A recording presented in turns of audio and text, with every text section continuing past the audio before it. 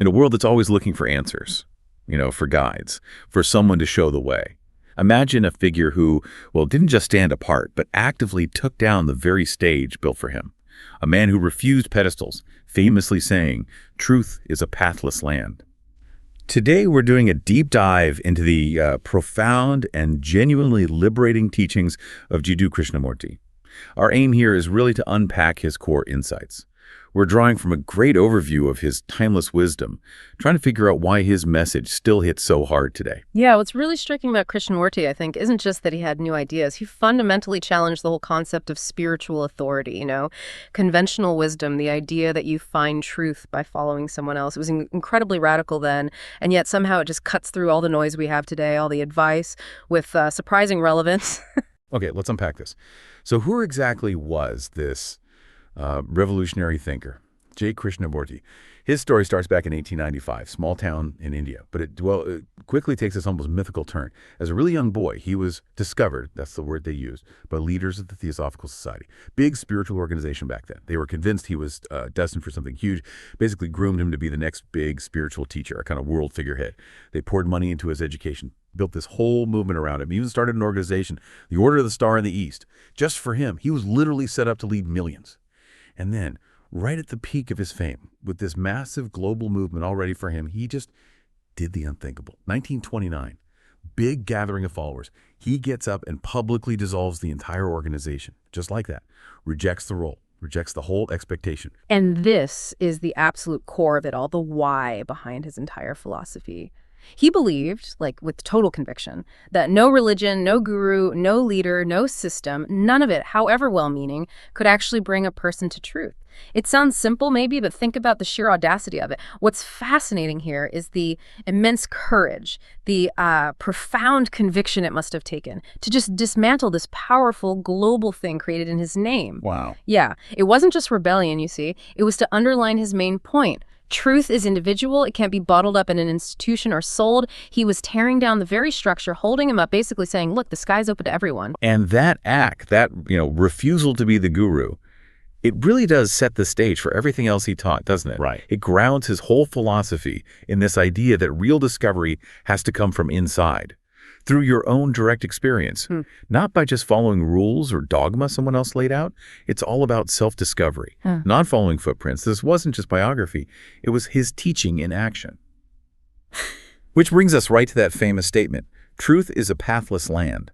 This wasn't just poetry, was it? It was a fundamental rejection of, well, almost everything, dogmas, rituals, spiritual authorities, any kind of set method for getting enlightened or understanding things.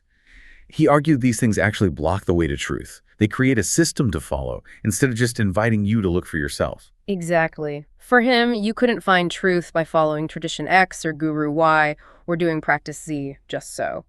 If we connect this to the bigger picture, it's a call for radical independence, intellectually and spiritually. Think about how many people today latch onto, a specific influencer or a diet or a self-help program. Or an ideology. Or an ideology, right? That's right. But the path, Krishnamurti would say, even those well-meaning guides become barriers if you're not doing your own direct, unbiased looking. Truth had to be discovered individually, uniquely, by each person. Through a direct perception, deep awareness, relentless self-inquiry. It's this totally personal journey, not some group tour. And that feels so relevant now, doesn't it? In this world just flooded with advice, countless systems, experts telling you exactly what to do, his teaching is like this urgent nudge. Pause, look away from all that noise, look inside. It's empowering, but also honestly kind of scary because you have to let go of that comfort of being led. And building on that, on self-discovery, Krishnamurti also went deep into something he called freedom from conditioning. This really gets to the heart of how we become who we are and how much of what we think is us maybe isn't entirely ours. He taught that, from birth, we're constantly shaped by society, culture, religion, school, family, media, all of it. We just absorb ways of thinking and feeling, and they become these deep, ingrained patterns. But his point wasn't really to fight the conditioning or rebel against it. It was something more subtle, more powerful. He stressed that to really understand ourselves, our motivations, our perceptions, we have to become deeply aware of this conditioning. And here's the key bit. It's not about judging it. Good, bad, right, wrong, forget that. It's just about seeing it clearly. without bias, without resist, just watching it operate inside you. Right, and that clear awareness, that simple seeing, has huge transformative power. It's only when you get that kind of objective view of your own conditioning.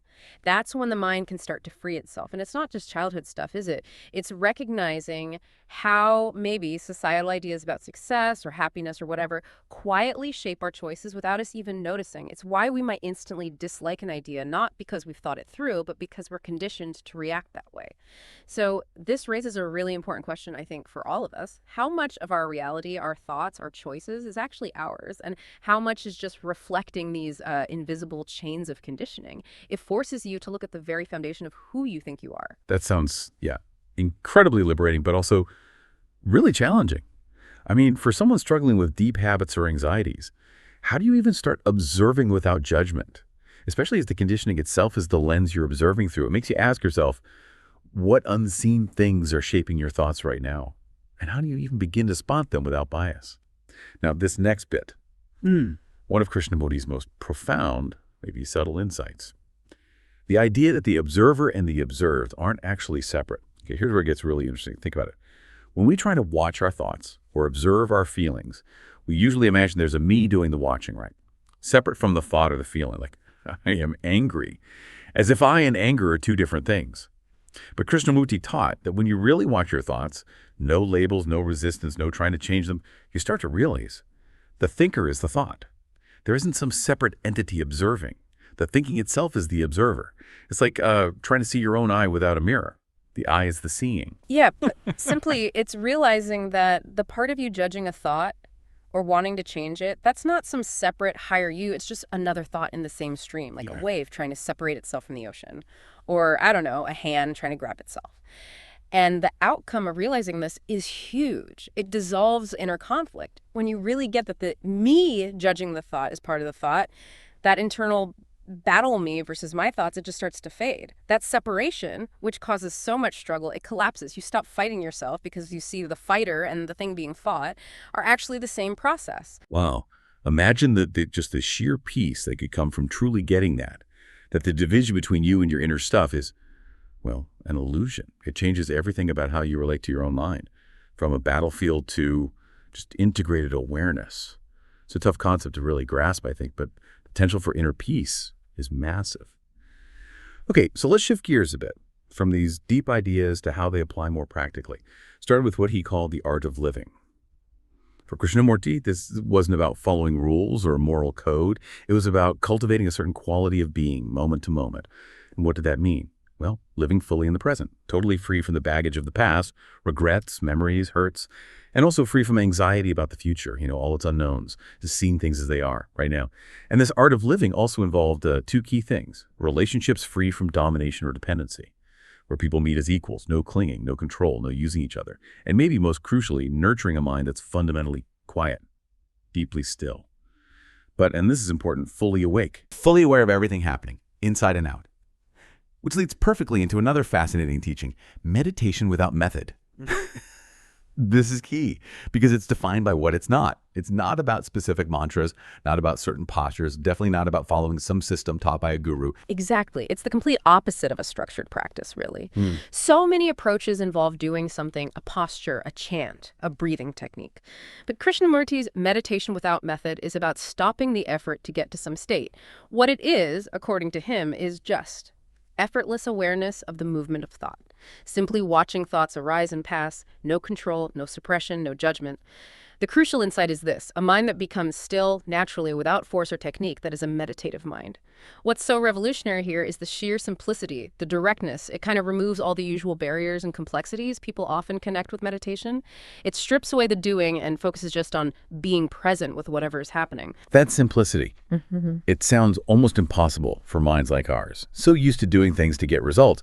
How do you even start meditation without method when everything conditions you to think you need a technique? Yeah. Yet when you put the art of living and meditation without method together, the message seems really clear.